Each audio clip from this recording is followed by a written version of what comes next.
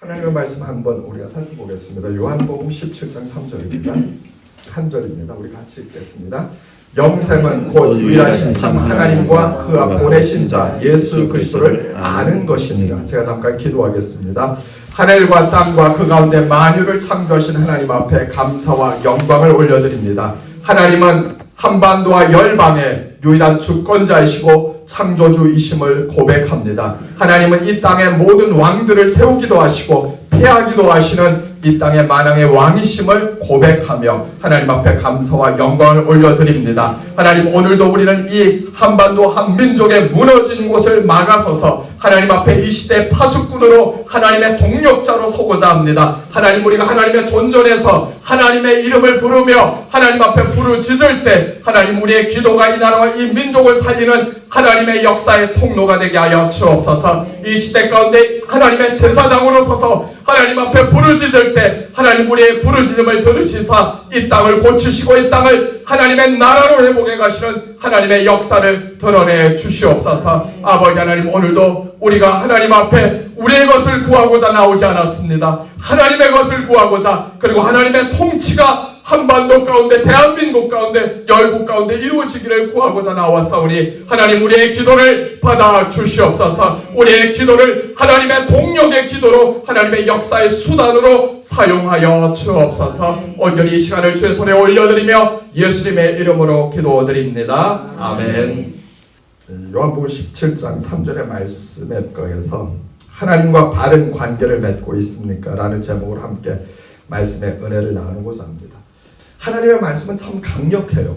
하나님이 우리에게 주신 성경 66권의 하나님의 말씀은, 제가 이번에도 와서 에스겔서 예레미야서의 말씀을 전하면서 하나님의 말씀을 다시 이렇게 묵상하고 말씀을 그들에게 가르치고 전하기 위해서 준비를 하는데, 제가 하나님 앞에 많이 회개를 했어요. 왜냐하면 하나님의 말씀은 너무 강력해요. 그런데 우리 인간들이 그 하나님의 말씀을 너무 많이 오염시켜요.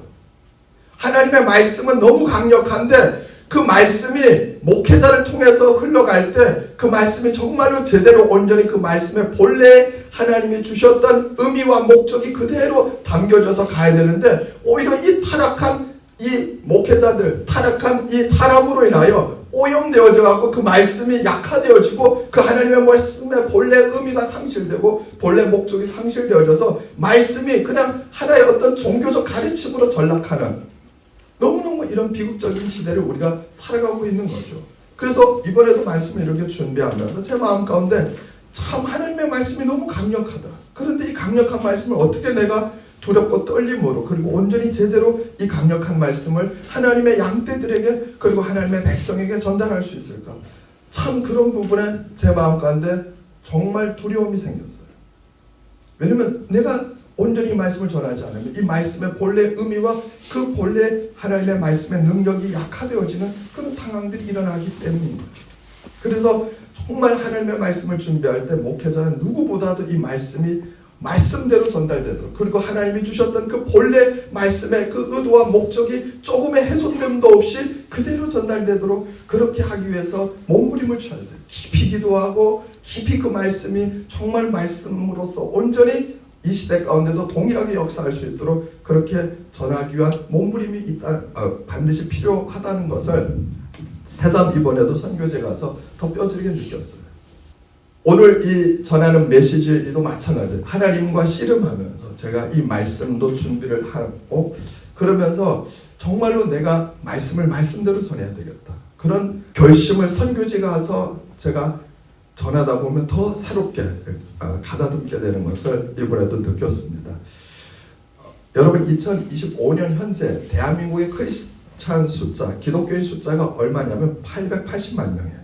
그러니까 인구의 17%가 기독교인이라고 하죠. 그러니까 물론 우리가 1000만 명 기독교인이라고 얘기했는데 마이너스 성장을 하다 보니까 줄어드는 거예요. 근데 880만 명인데 2025년 현재, 근데 그 880만 명 인구의 17% 가운데 실제로 신천지도 기독교인으로 들어가 있어요. 신천지도. 그리고 JMS 정명석 그 JMS 믿는 사람들도 기독교인이에요. 그래서 기독교인 통계를 내면 이단 사이비들도 그 숫자에 들어가 있어요. 그러니까 880만 가운데 JMS 성도들도 들어가고 신천지 성도들도 들어가고, 그리고 무엇이요? 여호와의 증인들 이쪽 그거 다 정확하게 들어갈 숫자. 그러니까 실제로 우리가 프로테스탄트 정말 복음주의 계열의 크리스찬 숫자는 훨씬 적은 거예요. 근데 여하튼 통틀어서 그냥 개신교 숫자, 통일교인들도 들어가요. 개신교도 하면. 기독교인 하면 통일교도들도 들어간단 말이에요. 그러면 880만 명 하지만 실제로 숫자적으로 우리가 보면 복음주의 계열의 성도는 그렇게 많지가 않아요. 근데 중요한 건 신천지 교인들도 하나님 믿어요, 안 믿어요? 믿어요. JMS 저기 정명석 그 교주를 따르는 거기도 하나님 믿어요, 안 믿어요? 믿어요. 통일교도 하나님 믿어요, 안 믿어요? 믿어요. 다 믿어요, 하나님을. 여호와의 증인도 하나님 믿어요, 안 믿어요? 믿어요, 하나님을. 자, 중요한 건 뭐냐면 우리도 하나님을 믿어요. 그러니까 이 880만이라고 하는 기독교인 숫자 가운데 보면 모두가 하나님을 믿는데 중요한 건 이들 모두가 하나님과 바른 관계를 맺고 있느냐. 그러면 이 880만이 다. 하나님은 다 믿지만 하나님과 바른 관계를 맺고 있는 사람은 과연 몇 명이냐. 몇 명이나 될 것 같아요. 물론 우리가 이걸 통계를 내보지 않아서는 잘 모르지만 880만 가운데 하나님과 바른 관계를 맺고 있는 사람이 제가 볼 때는 극소수일 것 같아요. 신천지 교인들이 아무리 하나님을 믿어도 그들이 하나님과 바른 관계를 맺고 있다고 얘기할 수가 없죠. 아니 오늘날 그냥 신천지 교인이 아니어도 일반 교회 다니는 성도들도 하나님을 믿지만 과연 하나님과 몇 사람이나 바른 관계를 맺고 있느냐 이거예요. 여러분 믿는 것과 하나님과 바른 관계를 맺는 것은 다른 개념이에요. 우리는 하나님을 믿는다고 쉽게 얘기할 수 있어요. 그런데 하나님을 내가 믿는다고 얘기하지만 하나님과 바른 관계를 맺고 있습니다. 나는 이렇게 자신 있게 얘기할 수 있는 사람이 과연 몇 명이나 되느냐 이거죠. 하나님을 믿는다는 것은 지극히 주관적이고 나의 일방적인 그런 주장일 수도 있어요. 근데 하나님과 바른 관계를 맺고 있다는 건 쌍방적인 개념이에요. 내가 하나님을 믿는다는 건 일방적으로 내가 주장하는 것일 수 있지만 하나님과 바른 관계를 맺고 있다는 것은 하나님이 나를 인정해 주셔야 돼요. 내가 정말 너와 정말로 바른 관계를 맺고 있다. 하나님이 인정해 주셔야 돼요. 여러분, 우리는 믿음을 강조해요. 그런데 제가 얘기했듯이 신천지 교도들도 하나님을 믿는다니까요. 통일교도들도 하나님을 믿는다니까요. 그들도 믿는다. 그런다고 해서 믿는다는 그들이 하나님과 바른 관계를 맺고 있다? 얘기할 수는 없어요. 내가 누군가와 바른 관계를 맺고 있다고 하는 것은 내가 그 사람을 제대로 아는 것에서부터 출발을 해요.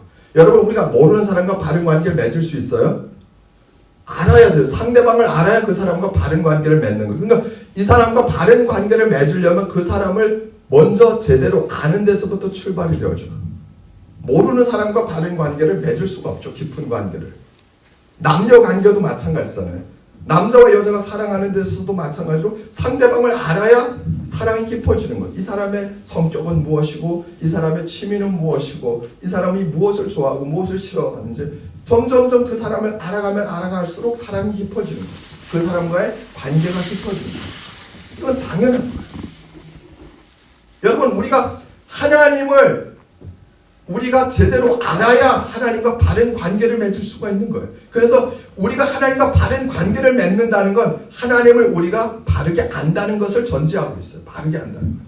많은 그리스도인들은 하나님에 대해서 아주 어렴풋이 알거나 혹은 전혀 모르는 경우도 많이 있어요. 하나님을 안다고, 아니, 하나님을 믿는다고 하지만 실제로 이 사람들이 하나님을 제대로 알고 있느냐. 그냥 일방적으로 자기의 머릿속에서 그리는 하나님, 자기가 추상적으로 우리 하나님은 이런 하나님이셔. 우리 하나님이 이런 사랑의 하나님이시고 우리 하나님이 이런 공의 하나님이시고 우리 하나님이 이런 하나님이실 거야. 내 머릿속에서 이미지화시키는 하나님. 그런 하나님을 믿는 사람들이 많이 있다는 거죠. 우리가 믿는다고 하지만 하나님을 믿는다고 하지만 정작 내가 믿는 하나님이 어떤 분이신지를 잘 모르는 경우가 너무나 많이 있는 것을 보게 되어집니다. 하나님이 어떤 분이신지를 정확히 아는 것이 우리가 가장 건강한 믿음의 삶을 하나님과 바른 관계를 맺는 가장 중요한 우리의 신앙에 선행되어져야 되는 요소라고 하는 것입니다. 그래서 엄밀하게 하면 하나님을 제대로 알지 못하면 하나님을 제대로 믿을 수가 없어요. 그리고 또 하나님과 바른 관계를 맺는 것은 더구나 더 어렵다는 거죠.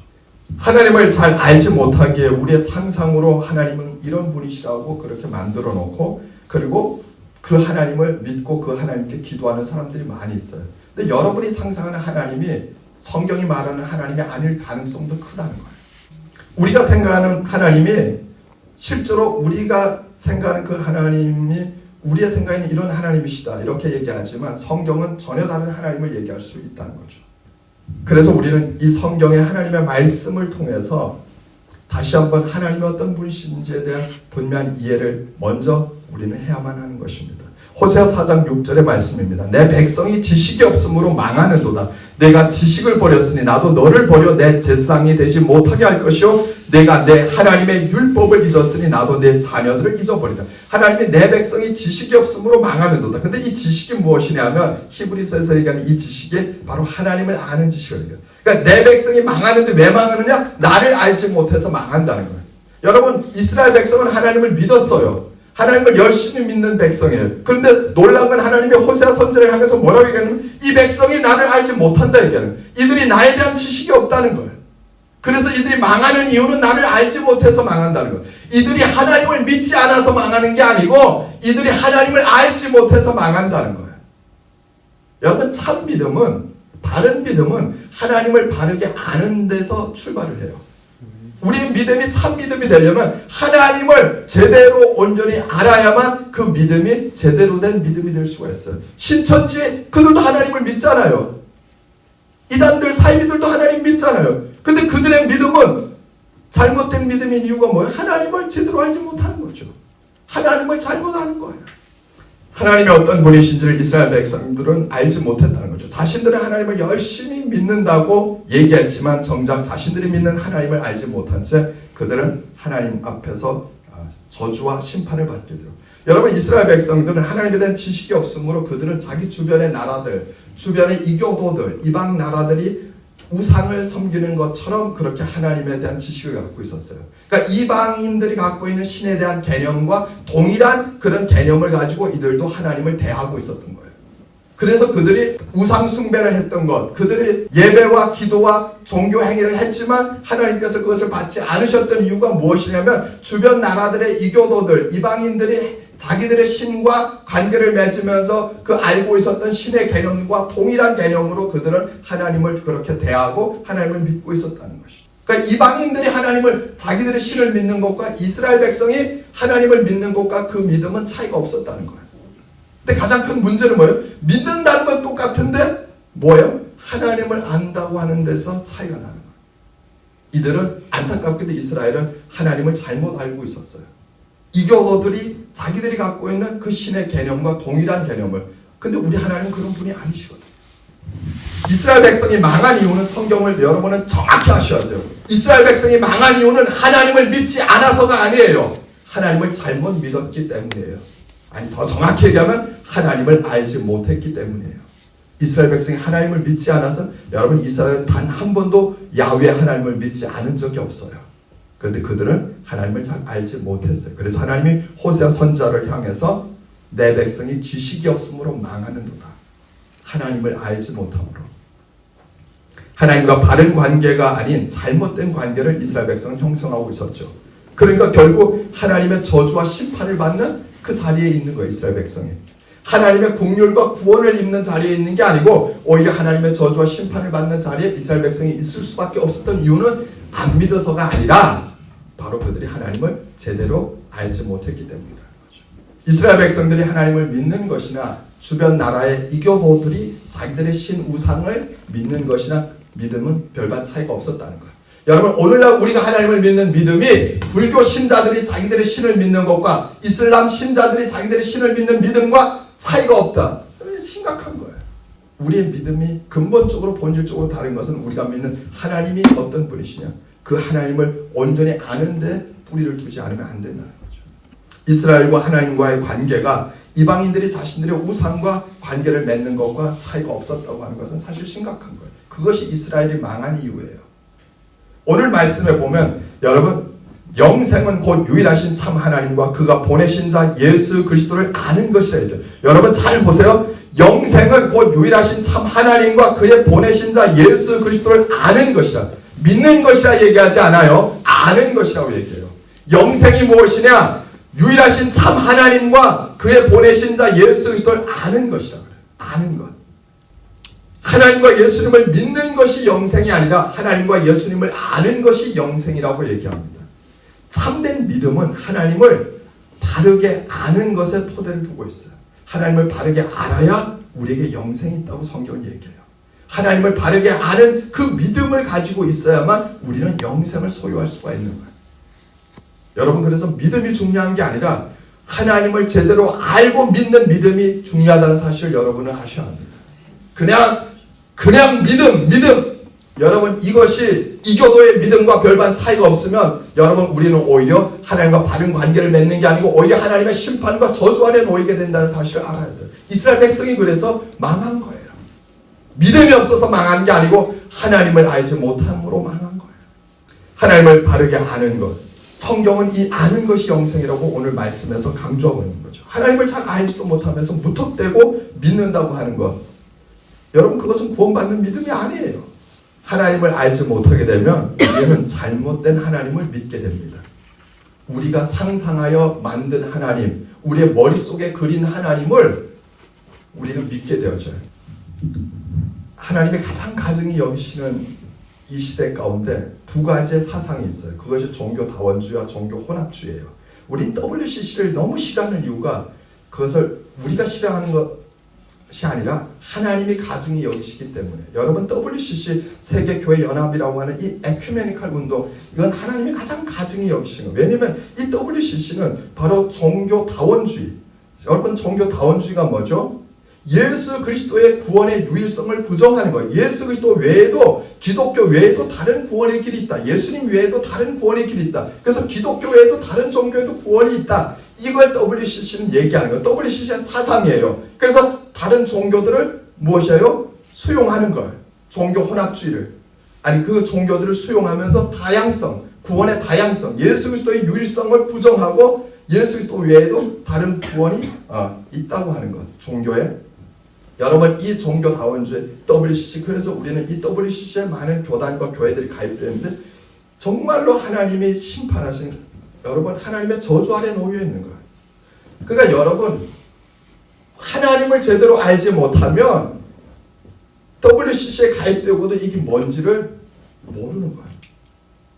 이것이 뭐냐면 하나님을 알지 못한 모습들이에요.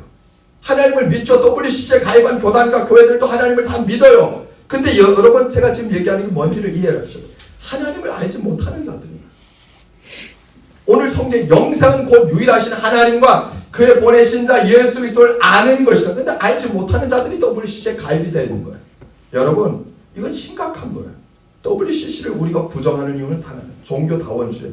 그리스도의 유일성을, 구원의 유일한 길을 그들이 부정하고 다른 종교에도 구원이 있다고 인정을 하는 것이죠. 그래서 WCC는 전형적인 종교다원주의 단체예요. 이 종교다원주의 단체는 우리는 절대로 용납할 수가 없어요. 어떤 거기에다 미사여구를 가져다 붙이고 어떻게 합리화를 해도 여러분 속지 마세요. 하나님을 알지 못하는 자들이 모인 단체예요. 거기에는 바로 오늘 요한복음 17장 3절이 얘기하는 말씀을 부정하는 자들이 모인 단체랍니다. 근데 거기에 멍에를 같이 매면서 간다? 이런 말도 안 되는 일들이 한국교회 안에서 일어나고 있는, 그러니까 하나님을 알지 못하는 이들이 너무 많은 거예요. 너무나 많이. 그리고 여러분, 이 종교다원주의와 함께 이 또 WCC가 우리에게 근본적으로 미치는 영향 중에 하나가 무엇이냐? 악영향 중에 하나가 종교 혼합주의예요.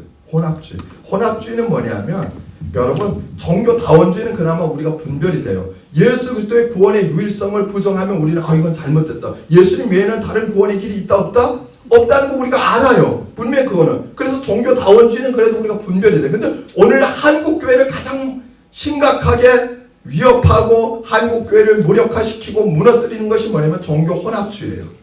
종교혼합주의. 구약의 이스라엘 백성이 하나님 앞에 저주와 심판을 받고 무너지고 망한 이유가 뭐냐면 이 종교혼합주의. 종교혼합주의는 뭐냐면 바로 예배와 기도와 이 신앙의 행위들이 이교도들과 다를 바가 없는 거예요. 이교도들의 예배나 이교도들의 이방인들의 기도나 그들의 종교의 모습이나 하나님을 믿는다고 하는 이들의 예배나 기도나 종교의 모습들이, 신앙의 모습들이 차이가 없는 거예요. 왜냐하면 하나님을 알지 못하는 자들이 드리는 예배나 기도나 신앙의 행위들은 이교도들, 이방인들이 하는 자기들의 신에게 드리는 예배나 기도와 다를 바가 없다는 거예요. 하나님을 알지 못하기 때문에 예배를 드리고 기도를 해도 똑같은 거죠. 그래서 여러분 오늘 한국교회를 무너뜨리는 가장 큰 요소는 종교 혼합주의. 이스라엘 백성은 무엇 때문에 망했다고요? 종교 다원주의 때문에 망한 게 아니에요. 그들은 야훼 하나님 믿었어요. 그들은 출애굽시켜 애굽에서 구원하시고 약속의 땅 가나안으로 인도하신 아브라함과 이삭과 야곱의 하나님을 믿었다고요. 근데 문제는 이스라엘이 망한 이유는 뭐냐면 종교 혼합주의예요. 그들의 예배와 기도는 주변의 가나안 지역에 바로 그 바알과 아세라를 섬기는, 그리고 미디안 족속, 블레셋 족속부터 시작해서 모압, 암몬 족속까지 그 이방인들이 자기들의 신을 섬기는 예배와 기도와 다를 바가 없었어요. 왜? 하나님을 제대로 알지 못하기 때문에 하나님에게 맞는 예배, 하나님께 맞는 기도, 하나님과 바른 관계를 맺는 데 있어서 필요한 예배와 기도와 신앙의 행위를 해야 되는데 그걸 하지 못하는 거예요. 이교도들이 하는 자기들의 우상들에게 하는 예배와 기도와 동일한 걸 한 이스라엘 백성도 똑같이 하고 있는 거예요. 이 종교 혼합주의가 이스라엘이 망하게 된 근본적인 원인이에요. 여러분 오늘날 대한민국에는 무당 같은 목사들이 많아요. 무당 같은 목사들. 막 그래가지고 뭐 사업이 잘 되는 뭐 축복 기도회를 열고 뭐 그리고 예언 뭐 한다 이러고 또 그리고 뭐 자녀가 성공한다 이런, 여러분 이런 무당 같은 목사들이 대표적으로 종교 혼합주의자들이에요. 하나님을 알지 못하는 자들이에요. 하나님을 알지 못하는 자들이 무엇이냐면 무당 같은 흉내, 근데 양복 입은 무당, 개신교에는 양복 입은 무당들이 많아요. 여러분 그래서 우리는 영적으로 분별력을 상실하고 하나님이 어떤 분이신지를 알지 못하면, 하나님을 제대로 알지 못하면 이 양복 입은 무당 같은 이 개신교 목사들한테 우리가 미혹이 되는 거예요. 소경이 소경을 구덩이로 이끌고 가는 거죠. 여러분 종교 혼합주의 대표적인 사람들이 바로 무엇이냐, 이 양복 입은 무당들이에요. 개신교의 무당들, 무당 같은 목사들. 이 사람들이 뭐예요? 예배와 기도를 다 타락시켜요. 이교도들의 무당들이 하는 그들의 그 기도와 우리의 기도를 그렇게 막 혼합시켜 버리는 거예요. 우리의 예배와 우리의 기도와 우리의 신앙의 행위들이 하나님과 바른 관계를 맺는 데 있어 그렇게 성경적인 예배와 기도와 신앙의 모습들이 아니고, 이교도들이 자기들의 우상들에게 신들에게 축복을 빌기 위해서만 행하는 그러한 것들하고 별반 차이가 없는, 여러분 이것이 뭐냐면 우리가 하나님 앞에서 심판받는 길이죠. 하나님의 진노 가운데 오히려 하나님과 바른 관계를 맺는 게 아니고 하나님께로부터 오히려 우리가 징계를 받고 하나님의 진노 가운데 놓이는, 하나님의 호세아 선지자를 통해서 이스라엘 백성들에게 말씀하실 때 내 백성이 지식이 없어서 망한다고 하신 것은 종교 다원주의가 아니에요. 종교 혼합주의 때문이에요. 그래서 여러분은 무당 같은 목사들, 이 대표적인 종교 혼합주의자들이거든. 이 사람들에게 미혹되면 안 돼. 이건 경계해야 돼. 너무나도 한국교회 안에 많이 들어와 있단 말이에요. 그러니까 지들도 하나님을 잘 알지 못하면서 너무 많이 성도들을 미혹하고, 여러분 이단 사이보다 더 나쁜 게 뭔지 알아요? 여러분 적어도 신천지는 여러분 가세요 안 가세요? 적어도 최소한 여러분이 교회에서 믿음 생활하면 신천지 나쁜 건 다 알잖아요. JMS 정명석 나쁜 건 다 알아요. 통일교는 설마 여러분 통일교는 안 갈 거란 말이에요. 아무리 뭐 내가 성경의 지식이 부족해도 웬만한 걸. 근데 여러분은 뭐 무당 같은 목사들한테는 쉽게 미혹될 수 있어요. 종교 혼합주의자들의 그 얘기가 엄청 매력적이거든요. 이것이 뭐냐면 하나님을 알지 못하는 자들의 특징이에요.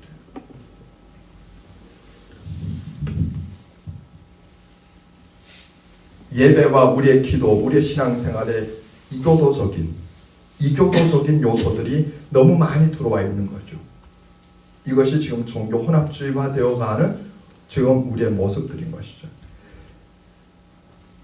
여러분은 하나님이 어떤 분이시라고 생각하십니까? 내 중심에서 하나님은 이런 분이시라고 정의하고, 하나님은 내가 이렇게 했을 때 이렇게 내게 응답하시는 분이다. 하나님과 바른 관계를 맺기 위해서는 내가 상상하는 하나님이 아니고 성경이 얘기하는 하나님이 어떤 분이신지를 정확히 알아야 되는데, 여러분 성경은 그 하나님이 어떤 분이시라고 얘기하냐면, 성경은 창세부터 요한계시록까지 놀라운 것을 여러분 하나님이 계속 말씀하시는데, 그 가운데 가장 중요한 핵심이 뭔지 아세요? 창세부터 요한계시록까지 하나님은 나는 하나님이라, 너희는 내 백성이라. 여러분 나 너희가 뭐죠? 이게 인칭대명사예요.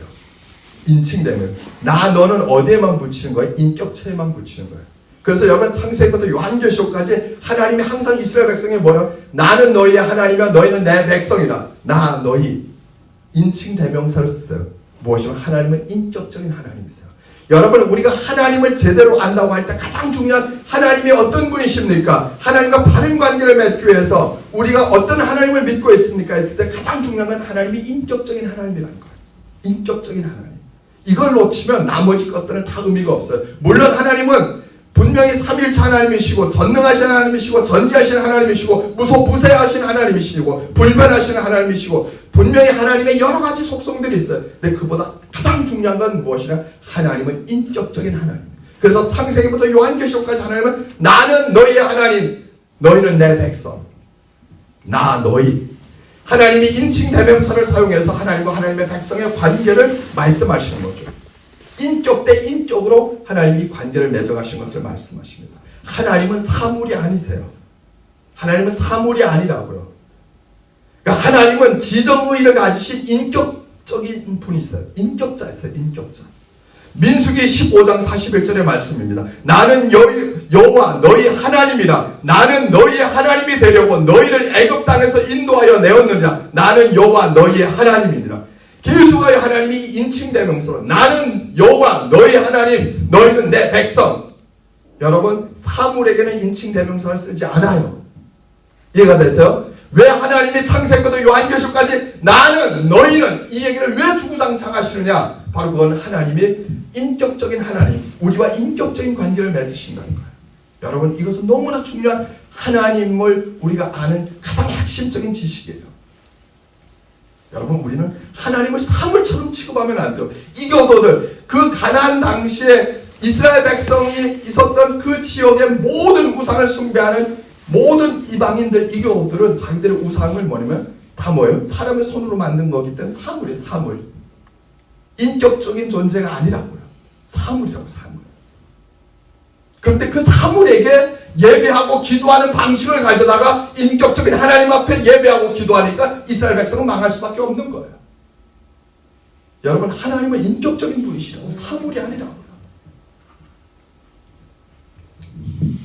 하나님은 이스라엘 백성과 인격적인 관계를 맺기 위해서 애굽에서 구원하셨다고 지금 말씀하시고 내가 너희를 애굽에서 구원한 이유가 바로 너희는 내 백성이 되어줘서 나와 인격적인 관계를 맺도록. 하나님께서 인격적인 하나님께서 우리에게 그 언어와 글을 통해서 말씀하시잖아요.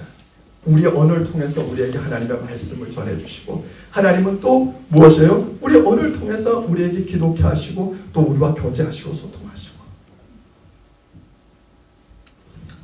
인격적인 하나님이 우리와 언어와 글을 통해서 이렇게 관계를 형성하시고 교제하시는 이것을 우리는 성경을 통해서 보고 있는 여러분 사물과는 우리가 대화를 해요. 그건 정신이 이상한 사람이에요. 우리가 막 나무와 바위와 막 너는 나는 이래요.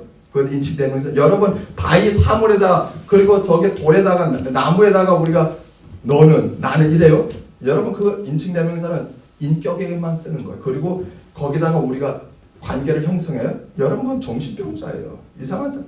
우린 사물과 관계를 형성할 수 없어요. 인격적인 관계를. 대화가 돼요? 바위와 우리가 언어가 대화가 돼요? 안 돼요. 사물과는.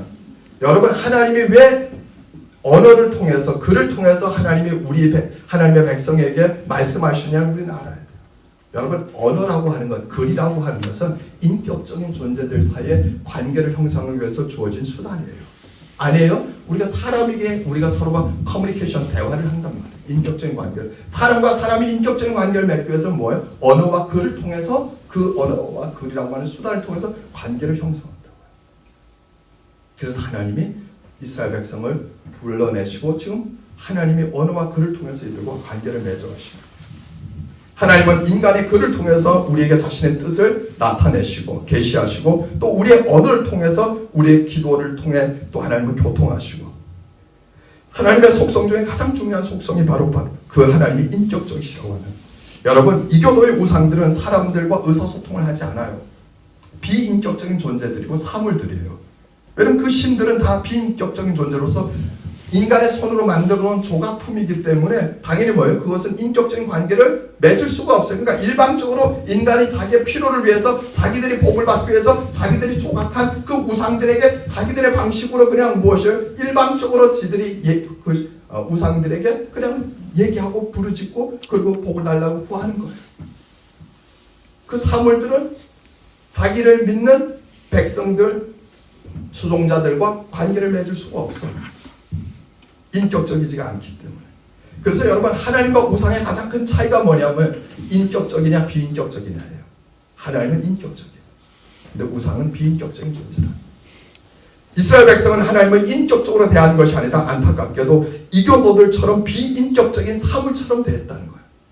여러분, 이것이 심각합니다. 오늘날 우리가 하나님을 믿는다고 하지만 하나님을 정말 인격적인 하나님으로 믿느냐 이거예요. 아니면 이교도들과 같이 우상 숭배하는 이교도들과 같이 그 하나님을 사물처럼 우리가 믿고 있지는 않으냐. 그냥 일방적으로 나의 필요를 채우고 일방적으로 나 중심에 무엇인가 구하면 나의 필요를 채우는 하나의 어떤 수단으로 그렇게 그분을 사물 취급하면서 그렇게 그분의 의사와 그분의 어떤 중심은 전혀 아랑곳 없이 내가 원하는 것만을 위해서 그렇게 하나님을 사물 취급하는 예배와 그리고 기도 행위를 하고 있지는 않은지 우린 돌아봐야 돼요. 출애굽기 6장 7절에 하나님의 말씀입니다. 너희로 내 백성을 삼고 나는 너희의 하나님이 되리니 나는 애굽 사람의 무거운 짐 밑에서 너희를 빼어낸 너희 하나님 여호와인 줄 너희가 알지라. 계속 하는 거예요. 나는 너희 하나님. 너희를 이 애굽의 짐에서 빼어낸 것은 바로 너희와 내가 이런 바른 관계를 맺고 바로 너희를 내 백성 삼아서 하나님은 그것이 하나님의 소원인 거예요. 하나님과 인격적인 관계를 맺는 거예요. 여러분, 모든 종교를 지금까지 인류의 역사상 모든 종교를 통틀어서 자신이 믿는 백성과 인격적인 관계를 맺으려고 했던 유일한 신은 바로 성경이 얘기하는 창조주 야훼 하나님 한 분뿐이세요. 인류의 역사에 통틀어서 인칭 대명사를 사용하여 당신이 부속하신 백성과 그 인격적인 관계를 맺으시려고 계시하시고 당신의 뜻을 알려주시고 당신의 마음을 비춰주시고 그렇게 하신 분이 유일하게 우리가 믿는 하나님이세요. 우리 하나님은 우상과 다르세요. 인간이 필요한 것을 신으로부터 얻기 위해서 일방적으로 그렇게 신을 예배하고 기도하고 그렇게 자기들이 믿는 신을 사물로 그렇게 접근했던 그런 종교와는 차원이 다른 거예요. 시편 115편 3절 8절의 하나님의 말씀입니다. 오직 우리 하나님은 하늘에 계셔서 원하시는 모든 것을 행하셨나이다. 그들의 우상들은 은과 금이요 사람이 손으로 만든 것이라. 입이 있어도 말하지 못하며 눈이 있어도 보지 못하며 귀가 있어도 듣지 못하며 코가 있어도 냄새 맡지 못하며 손이 있어도 만지지 못하며 발이 있어도 걷지 못하며 목구멍이 있어도 작은 소리조차 내지 못하느니라. 우상들을 만든 자들과 그것을 의지하는 자들이 다 그와 같으니로다. 무엇이에요? 하나님 말씀. 그것들은 입이 있어도 말하지 못하고 손이 있어도 만지지 못하고 귀가 있어도 듣지 못하고 눈이 있어도 보지 못한다는 거예요. 무엇이에요? 우상들은 그렇지만 그것들은 사물이니까. 나는 아니라 이거예요. 하나님은 말씀하시고 하나님은 들으시고 하나님은 보시는 분이시라는 걸 지금 하나님이 말씀하시는 거예요. 여러분, 이건 너무 중요해요. 우상들은 눈이 있어도 보지 못한다. 저 불상들은 눈이 있어도 그들은 귀가 있어도 맞잖아요.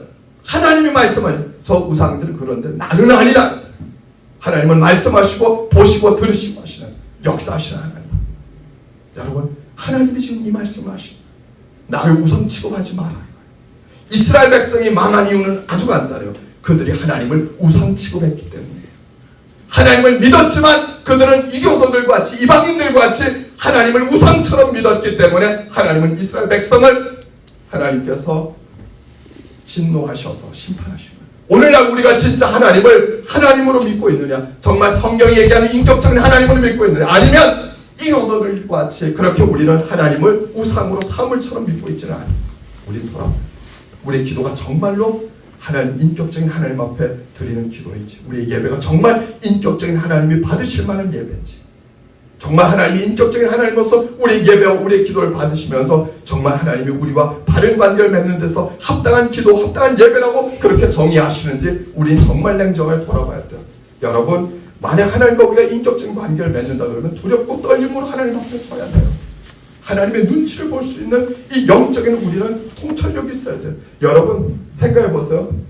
우리가 상대방 어떤 인격적인 상대방과 사람이 관계를 맺을 때 그 상대방의 눈치를 봐요, 안 봐요? 제가 우리 최권사님하고 좋은 관계를 오랫동안 맺어왔는데 막 내가 최권사님한테 싸가지 없이 막 그냥 그리고 만날 때마다 그냥 막 싸가지 없이 대하고 그리고 상대방의 입장을 전혀 배려하죠. 그러면 오래 가요 그 관계? 우리 집에서 저 인간은 내가 다음부터 만나지 말아야지. 우리가 그러잖아요. 어떤 사람과 인격적인 관계를 맺을 때 남녀 간에도 그리고 부부 간에도 아니 남남 간에는 특히나 더하잖아요. 상대방을 배려해야 돼. 만나면 이 인간은 욕심부려 그냥 만나는데 그냥 자기 주장만 계속 세우고 그리고 만날 때마다 어떻게 하나라도 더 챙겨가려고 그리고 욕심을. 그럼 그런 사람을 여러분 이 인간을 다음에 또 만나야지 그래요? 아니면 다음에는 만나지 말아야지 그래요? 여러분 인격적인 관계를 맺을 때는 가장 중요한 상대에 대한 배려가 있어야 돼요.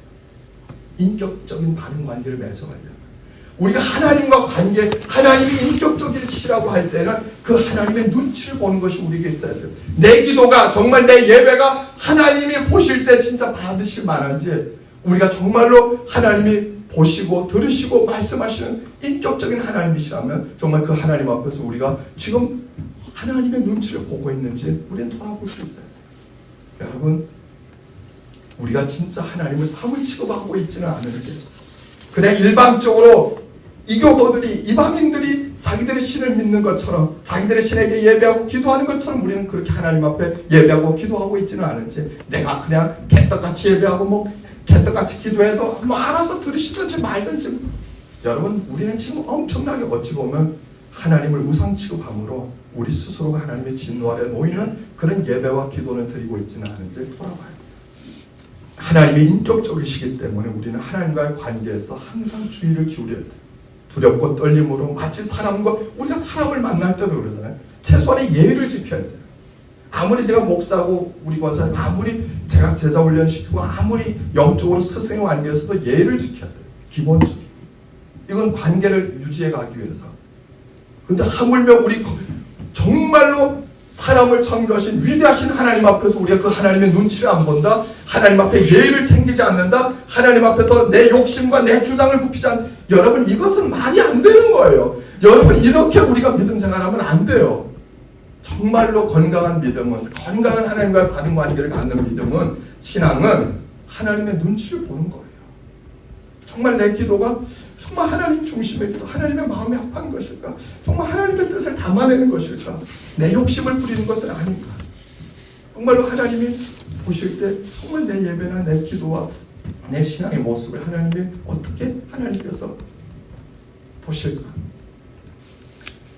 하나님을 대할 때 여러분 하나님의 눈치를 보는 영적인 자세를 여러분이 가지시길 바랍니다.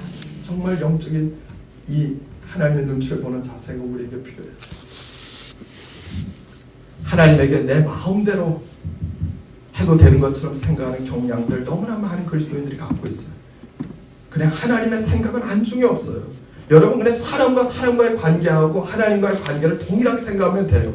인격적인 관계로서 우리가 상대방을 배려하고 상대방에게 우리가 적어도 무엇이나 더 상대방의 입장에서 그렇게 행동하고 말하려고 하는 이 노력이 이 사람과의 깊은 관계를 오랫동안 가져가는 것처럼 하나님과의 관계도 똑같아요. 우리는 하나님과 바른 관계를 맺으려면 할 수만 있다면 더 하나님 중심에서 더 하나님 편에서 계속하여 그 눈치를 영적인 눈치를 가지고 살피면서 어떻게 하면 더 하나님 중심에서 기도할까? 어떻게 하면 더 하나님 중심에서 내가 말하고 행동할까? 여러분 이 신앙이 하나님과 바른 관계를 맺는 신앙이에요. 하나님이 인격적인 하나님이신 것을 제대로 알면 우리는 절대로 하나님을 막 그렇게 무시하거나 막무가내로 대하지 못해요. 여러분 우리는 하나님을 그렇게 우상으로 취급하면 안 돼요. 나는 정말로 교회에서 이렇게 목회 현장에 있으면서도 그런 성도들이 너무 많아요. 하나님을 우상 취급하는 사람들. 그냥 지들이 하고 싶은 대로 지들의 욕심대로 기도하고 그냥 지들 하나님은 전혀 고려하지 않아요. 하나님이 어떤 생각이실까? 하나님이 어떤 마음을 갖고 계실까? 정말 하나님은 이 기도를 기뻐하실까? 하나님 중심의 기도가 맞을까? 하나님 중심의 예배가 맞을까? 고려하지 않아요. 그냥 삶을 취급해요. 하나님이 마치 듣지 못하시고 보지 못하시는 것처럼. 아니 말로는 들으시고 보신다고 얘기하지만 실제로는 그렇게 행동하지 않아요. 우리는 다시 한번 이 하나님의 말씀을 붙잡고 정말 우리는 인격적인 하나님을 제대로 우리가 알고 그 하나님을 제대로 믿는 믿음의 삶을 살아갈 수 있기를 소망합니다. 하나님의 생각이나 뜻에는 관심이 없는 일방적인 우리의 주장이나 욕심은 여러분 절대로 인격적인 관계를 맺을 수가 없어요. 그래서 인격적인 하나님을 제대로 알면 우리는 하나님 앞에서 정말로 몸조심하고 영적으로 늘 하나님의 눈치를 보는, 여러분 이게 복이에요. 이렇게 하나님을 제대로 알면 이게 진짜 복이에요. 그래서 기도 하나 해도 예배를 드려도 항상 그것을 의식하면서 인격적인 하나님, 그 인격적인 나는 너희의 하나님이야 너희는 내 백성이라고 말씀하시는 그 인격적인 하나님 앞에서 내가 늘 하나님의 눈치를 보는 이 영적인 자세, 이것이 뭐냐면 내가 지금 은혜 충만한 성령 충만한 영적으로 깨어있는 진짜 하나님과 바른 관계를 맺는 모습이에요. 여러분 이게 복이에요. 이것이 전 그걸 깨달았어요. 이게 진짜 복인 것. 하나님의 눈치를 보는 이것이 내게 가장 큰 복인 것을. 그래서 저희 개인적으로 그런 기도를 했어요. 항상 하나님 내 평생 에브리데이 에브리타임 하나님의 눈치 보게 하세요.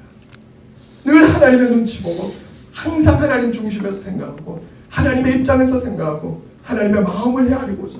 여러분 부족해도 하나님은 그 마음의 중심을 보세요. 너는 진짜 나를 배려하는구나. 그래서 하나님은 사람은 외모로 보지만 나는 내 중심을 보신다. 그 말씀하시죠. 우리는 하나님과 정말 바른 관계를 맺어야 합니다. 근데 그 지름길은 정말로 온전히 하나님과 바른 관계를 맺는 그 길은 인격적인 하나님, 그 하나님을 항상 우리의 머릿속에 항상 기억하고 그 인격적인 하나님을 늘 우리가 생각하고 그 하나님과 그렇게 인격적인 관계를 맺기 위해서 무엇이 걸림돌이 되는지를 보고 그것을 제거하고 늘 하나님의 눈치를 보면서 하나님 중심에서 그렇게 내가 믿음 생활을 하고자 하는 이 영적 자세, 여러분 이것이 복된 자세인 것을 믿으시기 바랍니다. 네. 그래서 오늘 우리는 이 인격적인 하나님, 하나님을 막대하면서 하나님의 감정이나 생각에는 아무 관심이 없는, 그냥 오직 자신들이 원하는 것, 자기들의 생각, 자기들의 욕심을 관철시키고 응답받는 것에만 관심 있는 이 지극히 이교도적인 이런 신앙의 모습들, 여러분 이런 것들은 우리가 거부해야 돼요. 비인격적인 이런 종교 생활은 하나님과 바른 관계를 맺지 못하게 한다는 것을 우리는 분명히 알고 항상 하나님과 인격적인 관계를 맺기 위해서 우리는 늘 그 바른 관계를 맺기 위해서 하나님의 관점에서 하나님 중심에서 생각하는, 여러분 우리가 하나님이 인격적이라고 얘기하는 것은 아주 간단해요. 그리고 그 하나님이 인격적이시고 우리와 바른 인격적인 관계를 맺기를 원하시는 분이라고 하는 걸 우리가 믿는다면 우리는 뭐예요? 아주 간단해요. 하나님 중심에서 늘 생각하려고 노력하는 거예요. 하나님 중심에서 기도하려고, 하나님 중심에서 늘 우리는 우리의 신앙의 행위들이 그렇게 세워져 가려고 늘 몸부림을 치는 거죠. 하나님과 바른 관계를 맺으려면 우리의 예배와 기도가 철저히 하나님 중심이 되어야 한다는 얘기예요. 그래야 그것이 하나님을 인격적으로 대하는 거예요. 여러분이 상대방과 인격적인 바른 관계를 맺기 위해서는 상대방의 입장에서 말하고 배려하는 것, 그것이 당연히 우리는 지극히 인격적인 관계에 우선 선행되어야 되는 중요한 모습인 것, 자세인 걸 우리가 잘 알아요.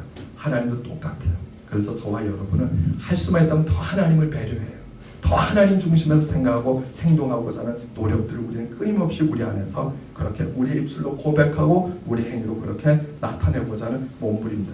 여러분 그래서 저는 이 통성교 하여 기도에도 아주 간단해요. 우리는 더 무엇이에요? 하나님 중심에서 기도하려고 몸부림 치는 것입니다.